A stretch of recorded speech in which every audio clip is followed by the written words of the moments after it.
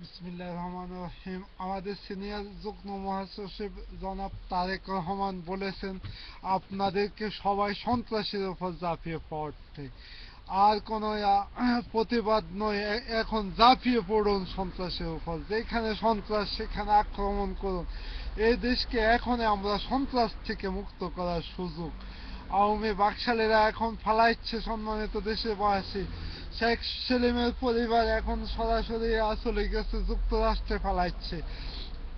এমনকি অনেক দালালরা এখন ফালাইবার এখন জায়গা পাচ্ছে না। সম্মানিত দেশবাসী, এই দেশকে এবং এই জাতিকে উদ্ধার করার এই সুযোগে এখন আমরা আমরা সন্ত্রাসীর উপর ঝাঁপিয়ে পড়ি। এতদিন পর্যন্ত দেশ এবং জাতিকে এই সন্ত্রাসী এরা চিপিয়ে কামড় দিয়ে মেরেছে। এখন আর আর লাঞ্ছিত নয়, এখন আমরা ঝাঁপিয়ে পড়ার সময়। সম্মানিত দেশবাসী, মায়া বলতেছে আজকে সন্ত্রাসী আচরণে, মায়ার মতো সন্ত্রাসীরা এখন কোথায় ফালায় আপনারা দেখুন। কামরুল ইসলাম সন্ত্রাসী আইন দিয়ে দেশ এবং জাতিকে হত্যা করেছে। এখন জনগণের আইনে তার কি বিচার হয় এ অপেক্ষা আমরা আছি। সম্মানিত দেশবাসী, সুরেন্দ্র সিং গুপ্তা এখন ফালাইবার জন্য, ইন্ডিয়া ফালাইবার জন্য বিভিন্ন বিভিন্ন দালালদের সাথে যোগাযোগ রেখেছে, তাও আমাদের কাছে খবর এসে গেছে। এখন আওয়ামী বাকশালী সন্ত্রাসী অবৈধ সরকার, অবৈধ প্রধানমন্ত্রী নিজে ফালাইবার এখন কোথাও জায়গা পাচ্ছে না।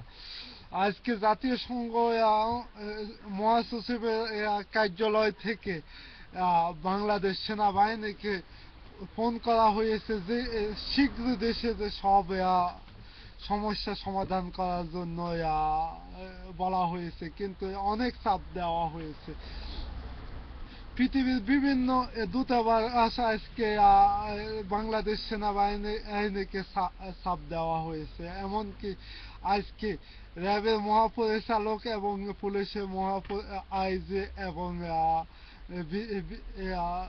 বিডিআর এর মহাপরিচালক এরা এরা মিডিয়াতে বিভিন্ন জনগণের বিরুদ্ধে অনেক কথা বলেছে। সব কথাকে তারা অস্বীকার করেছে। কেন কেন এই মিথ্যাচারের বিচার হবে না বাংলার মাটিতে? অবশ্যই হবে। সম্মানিত দেশবাসী, আপনারা এখন সুযোগ পাইলে বিচার করুন। আজকে আপনারা আওয়ামী অনেক সন্ত্রাসীকে জুতা পিটে করে মারেছেন, তা আমার ফেসবুকে এসেছে এবং আমি অনেক জায়গায় শেয়ার করেছি। আপনারা আমার ইউটিউবের দিকে লক্ষ্য রাখুন। ইউটিউবেতে RAHIM স্পেস ULLAH এটাতে সার্চ করুন, দেখুন। আপনারা আমাকে পাইবেন, ওইখানে সবকিছু পাইবেন। দেশ এবং জাতির পক্ষে আপনারা কাজ করুন। আমার নেতা জনাব তারেক রহমান বলেছে আপনাদেরকে আওয়ামী বাকশালীদের উপর ঝাঁপিয়ে পড়ুন, সন্ত্রাসীদের উপর ঝাঁপিয়ে পড়ার জন্য আহ্বান জানিয়েছে। এই বলে আজকে মতো বিদায় নিচ্ছে। খোদা হাফেজ।